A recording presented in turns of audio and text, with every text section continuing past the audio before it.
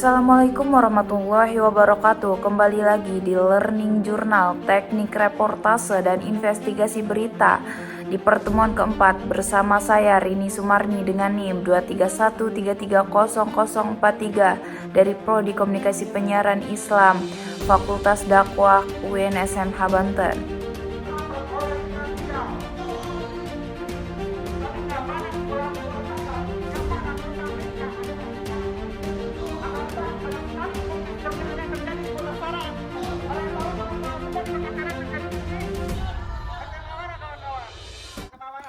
Baik pemirsa, dilaporkan pada hari Senin tanggal 29 September 2025, kelas KPI semester 5B melakukan pembelajaran seperti biasa, yaitu pembelajaran praktek reportase dan pembelajaran presentasi yang dilakukan oleh dua kelompok berbeda, yang dimana pembelajaran presentasi dibawakan oleh kelompok 2 yang berjudul tentang jurnalisme dari kebebasan pers, lintasan sejarah, regulasi pers, dan kode etik jurnalistik. Dan pembelajaran praktek dilakukan oleh kelompok 3 dengan cukup baik dan lancar.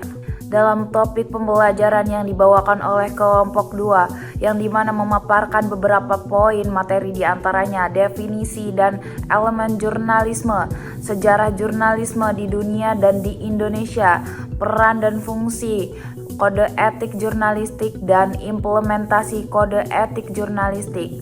Materi pertama yang dijelaskan tentang definisi jurnalisme, yang dimana berarti sebagai kegiatan mencatat, menulis, menyunting, dan menyebarkan informasi berita yang bertujuan untuk menyampaikan berita secara akurat, relevan, dan kontekstual.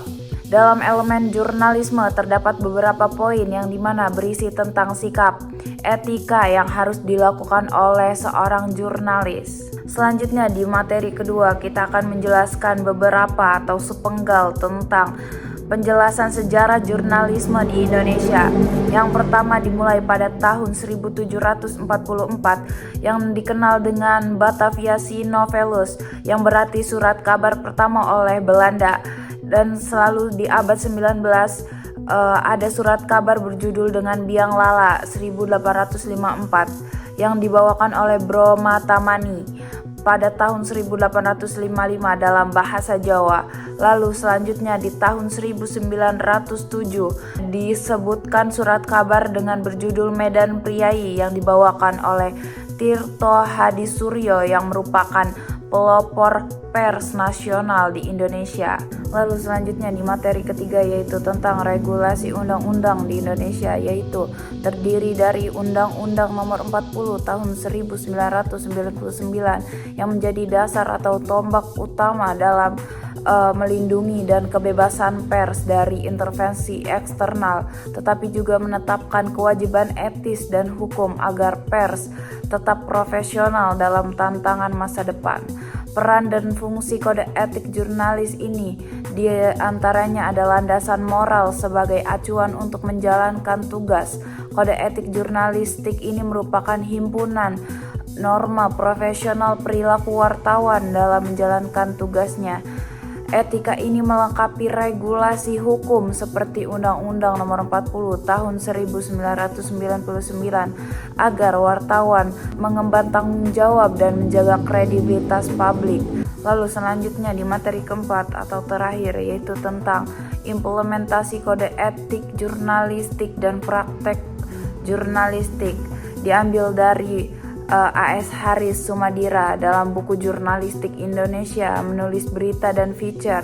Dewan Pers media masa ini pada tahun 2000 sampai 2003 telah menetapkan kode praktik media pers, diantaranya diatur tentang akurasi, privasi, pornografi, diskriminasi, dan cara-cara yang tidak dibenarkan, sumber rahasia, liputan kriminalitas, dan hak jawab dan bantahan.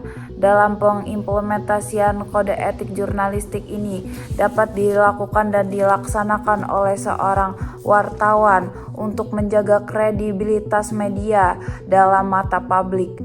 Mungkin itu saja yang dapat saya sampaikan. Saya Rini Sumarni pamit undur diri dan sampai jumpa.